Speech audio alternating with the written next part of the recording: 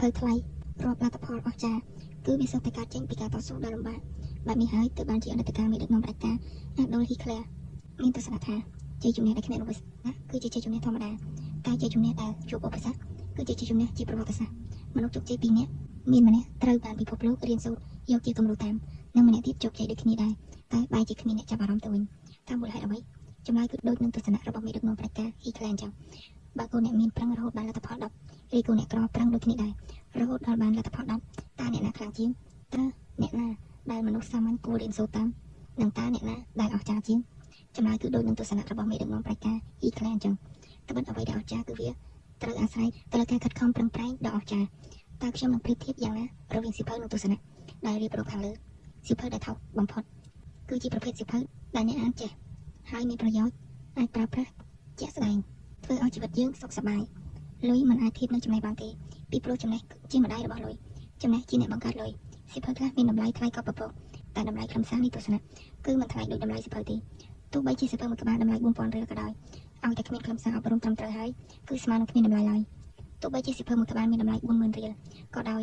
តែបើខ្លឹមសារអប់រំត្រឹមត្រូវហើយគឺសៀវភៅនេះនៅតែមានតម្លៃធូរថ្លៃឬថោកសមរម្យនេះជាការប្រៀបធៀបរវាងតម្លៃលុយនិងតម្លៃសៀវភៅឬតម្លៃនៃចំណេះដឹងការកំណត់តម្លៃសៀវភៅថ្លៃឬថោកពេលខ្លះក្នុងនាមយើងជាអ្នកអានគឺត្រូវចេះសម្លឹងមើលចរិតអ្នកនិពន្ធខ្លះមានចរិតជាឈ្មួញឬអ្នកនិពន្ធខ្លះមានចរិតជាអ្នកឱកាសនិយមអ្នកខ្លះបានសរសេរសៀវភៅលក់មិនអស់ចិត្តរហូតដល់មានចិត្តបើកវគ្គបណ្ដុះបណ្ដាលវគ្គតែនិពន្ធយកលុយពីអ្នកអានឆោតផងក៏មានបើចង់រៀនតែនិពន្ធគួរណាទៅរៀនពីសាលាដែលមានជំនាញឬពីសមាគមណាដែលបើកវគ្គបណ្ដុះបណ្ដាលត្រឹមត្រូវរៀនមានក្បួនត្រឹមត្រូវរៀនពីអ្នកជំនាញដែលមានទាំងភាពចាស់ទុំមានទាំងបទពិសោធន៍ស្មេមានអាយុវ័យក្មេងៗខ្លះមានចំណេះសរសេរដោយគ្មានក្បួនត្រឹមត្រូវទេខ្ញុំបែងចែកអ្នកសរសេរដែលមានក្បួនសរសេរនិងស្មេដែលមានគំនិតសរសេរទស្សនៈក្បួនត្រូវទៅរៀនឲ្យត្រឹមត្រូវរីឯគំនិតត្រូវប្រឹងអាននិងប្រឹងស្រាវជ្រាវពេលណាយើងអានច្រើនឬស្រាវជ្រាវច្រើនគឺយើងនឹងអាចយល់ពីបរិបទសំឡេងដែរការសរសេរសៀវភៅគឺត្រូវការមនុស្សដែលមានភាពចាស់ចិត្តចាស់គំនិតគឺមានចំណេះដឹងត្រឹមត្រូវឬជាមនុស្សដែលពូកែស្រាវជ្រាវយល់បរិបទសង្គមវិទ្យាមានបទពិសោធន៍ក្នុងការងារច្រើនចាស់ចិត្តគឺមានចិត្តជាអ្នកមិនរំជើបរំជួលក្នុងផ្លូវលោកអ្នកចាស់ទុំបែបនេះគឺមិនមែនសរសេរសៀវភៅដើម្បីឲ្យអ្នកណាម្នាក់ថាខ្លួនពូកែឬខ្លួនមានចំណេះដឹងទេតែសរសេរគឺដោយសារតែមានចេតនាណាមួយដែលមិនមែនជាកិត្តិយសមុខមាត់ភាពល្បីល្បាញបើអ្នកណាដែលសរសេរក្នុងចេតនាចង់បានលក្ខខណ្ឌដូចខាងលើហើយគួរគុំសរសេរល្អជាងនៅក្មេងត្រូវប្រឹងរៀនប្រឹងប្រសូតប្រឹងប្រមូលបទពិសោធន៍ពីព្រោះខ្ញុំសូមនិយាយម្ដងហើយម្ដងទៀតថាមិនមែនឲ្យតែចំណេះដឹងគឺសុទ្ធតែល្អទាំងអស់ទេហើយការសាបព្រោះចំណេះដឹងខុសដល់សង្គមវានឹងបង្កចលាចលមនុស្សប្រែទៅជាគិតខុសតែអ្នកអានមើលចរិតអ្នកនិពន្ធយ៉ាងដូចម្ដេចសង្គមយើងមិនតន់ចេះឲ្យតម្លៃមនុស្សនៅឡើយទេតាមរយៈបទពិសោធន៍ក្នុងត្រកូលកសិកររបស់ខ្ញុំពេលខ្លះជីវិតខ្ញុំអោនលំទោនហួសហេតុរហូតដល់អ្នកខ្លះជន់ផងក៏មានដល់ពេលខ្ញុំប្រឹងប្រែងបានលទ្ធផលអ្នកខ្លះនៅតែមើលងាយឬបើមានអ្នកខ្លះទៀតលែងមើលងាយខ្ញុំទៀតហើយក៏ដោយតែមិនមើលងាយមិនមែនមានន័យថាគោរពឲ្យតម្លៃក្នុងនាមជាមនុស្សដូចគ្នាទេផ្ទុយទៅវិញអ្នកដែលមិនស្គាល់តម្លៃមនុស្សគឺគ្រាន់តែញញើតខ្ញុំខ្លះប៉ុណ្ណោះលក្ខខណ្ឌនៃការញញើតនេះបើមានឱកាសគឺគេនឹងនិយាយហើយតែខ្ញុំមានទស្សនៈថាបើស្អប់ខ្លួនខ្ញុំក៏ស្អប់ទៅចុះពីព្រោះវាជាសិទ្ធិបុគ្គលតែហាមរឿងម្យ៉ាងគឺគុំមកធ្វើជាអ្នកយកជើងរាទឹកនៅលើទឹករបស់ខ្ញុំនេះហើយដែលខ្ញុំហៅថាមនុស្សមិនចេះគោរពឲ្យតម្លៃគ្នាសង្គមបែបនេះពិបាករស់នៅបន្តិចហើយបើចង់រស់នៅបានលុះត្រាតែយើងខ្លាំងបន្តិចដល់តែម្យ៉ាងមិនគ្រប់គ្រាន់ទេតែត្រូវខ្លាំងទៀតស្រដៀងគ្នាដែរក្នុងនាមយើងជាអ្នកអានបើយើងមិនស្គាល់ចរិតខាងក្នុងរបស់អ្នកនិពន្ធឬស្មេទេគឺយើងមិនដឹងថានរណាជានរណាអពិតប្រាកដទេតើអ្វីជាចរិតអ្នកនិពន្ធឬស្មេក្នុងស្ថានភាពជាក់ស្ដែងអ្នកនិពន្ធខ្លះចែករំលែកអត្ថបទសៀវភៅទាំងស្រុងទៅតាមបណ្ដាញសង្គមស្ទើររាល់ថ្ងៃអត្ថបទសៀវភៅបាយយកមកលក់ដូរ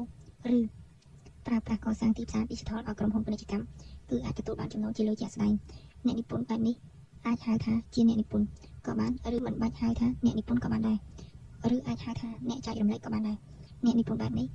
ទោះបីយើងយល់ថាជាមនុស្សមានតម្លៃឬគ្មានតម្លៃក៏បុគ្គលប្រភេទនេះស្គាល់ខ្លួនឯងរួចទៅហើយអ្នកនិពន្ធខ្លះទៀតមិនអាចនឹងចែករំលែកអត្ថបទដែលខ្លួនសរសេរឲ្យអ្នកអានដោយឥតគិតថ្លៃបានទេត្បិតទង្វើបែបនេះគឺស្មើនឹងអត្តឃាត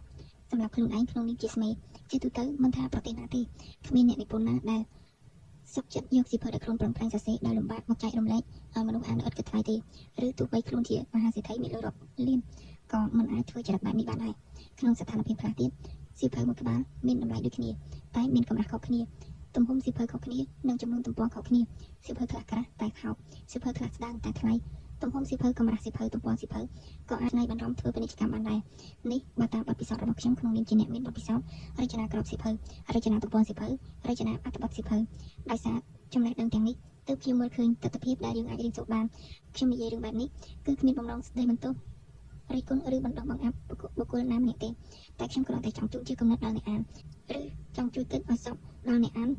យើងខ្លះដែលខ្វះនៅសមត្ថភាពវិតម្លៃស្ថានភាពប៉ុណ្ណោះត្រឡប់មករឿងតម្លៃសៀវភៅថ្លៃថោកវិញតាមរយៈគំនិតខាងលើនេះខ្ញុំសង្ឃឹមថាបងប្អូនអ្នកអាននឹងយល់ច្បាស់អំពីរឿងតម្លៃសៀវភៅថ្លៃថោកនៃសៀវភៅតើត្រូវដោះស្រាយបែបណាបើគ្មានលុយទិញសៀវភៅអានខ្ញុំសូមប្រើពាក្យថាបើគ្មានលុយទិញសៀវភៅអានទេគឺត្រូវរកផ្លូវចេញត្បិតគុំងាប់ក្រឡាដោយសារតែលទ្ធផលតូចបែបនេះបើយើងមិនរកផ្លូវចេញទេគឺយើងនឹងជាប់ទ្រង់អវិជ្ជាពេញមួយជីវិតតើរកផ្លូវចេញដល់របៀបណានៅក្នុងសៀវភៅអំណាចជាអំណាចខ្ញុំបានរំលេចនៅឃ្លាមួយថាបើយើងដាក់ជីស្រោចទឹកយុវនិពន្ធមានឆន្ទៈពិតប្រាកដក្នុងចំនួននេះគឺស្មើនឹងដាំដើមអ្នកនិពន្ធអាជីពឲ្យចេញផ្លែផ្កាសម្រាប់10ឆ្នាំទៅ20ឆ្នាំក្រោយទស្សនៈនេះជាទស្សនៈដែលមានទស្សនវិស័យវែងឆ្ងាយដែលមិនមែនសម្លឹងមើលតែបញ្ហាលំបាកថ្ងៃនេះទេជីវិតក៏អញ្ចឹងដែរគឺយើងត្រូវមើលឲ្យបានឆ្ងាយនិងរស់នៅឲ្យបានហួសពីការត្រឹមតែរស់នៅយើងមិនមែនត្រូវការស្មេដែលសរសេរធម្មតាទេតែត្រូវការស្មេដែលមានឆន្ទៈមិនលំអៀងទៅខាងណាជាពិសេសសម្ដែងទស្សនៈសង្គមឬជាពិសេសប្រវត្តិសាស្ត្រក្នុងនាមជាយុវជនត្រូវចេះសម្លឹងមើលថាតើ10ឆ្នាំទៅ20ឆ្នាំក្រោយស្មេរូបណាឬមនុស្សបែបណាដែលសរសេរប្រវត្តិពិតឲ្យកូនខ្ញុំឬចៅខ្ញុំឬចៅទូតចៅលូតចៅលាខ្ញុំអានមូលហេតុនេះហើយដែលយើងជាយុវជនត្រូវស្រោចទឹកដាក់ជាយុវជនដូចគ្នាជាពិសេសអ្នកមានសមត្ថភាពចិត្តមកមុតនិងឆន្ទៈមិនជាប់ក្នុងទ្រង់អគតិធម៌ទាំង4ខ្ញុំបានរំលេចទស្សនៈមួយទៀតនៅក្នុងទំព័រចុងក្រោយនេះសៀវភៅប្រតិទិនទស្សនៈ222ថ្ងៃដែលថាបើបងប្អូនអានសៀវភៅនេះចប់ហើយប្រតិទិនទស្សនៈ222ថ្ងៃគួរណាតែជូនសៀវភៅនេះឲ្យមិត្តភក្តិឬមនុស្សស្និទ្ធស្នាលខ្ចីអានបន្តលុយពិបាករកតែចំណេះដឹងគឺវាមិនងាយស្រួលរកប៉ុន្មានដែរលុយ3ឬ4ម៉ឺនរៀលជាងវាមិនច្រើនប៉ុន្មានទេតែវាច្រើនខ្លាំងណាស់សម្រាប់អ្នកដែលគ្នាក្រខ្សត់ខ្ញុំគ្មានចំណេះដឹងវិភាគសេដ្ឋកិច្ចទេតែខ្ញុំដឹងប្រភពប្រាក់ចំណូលពីការងារដែលយុវជនភាគច្រើនកំពុងតែប្រកប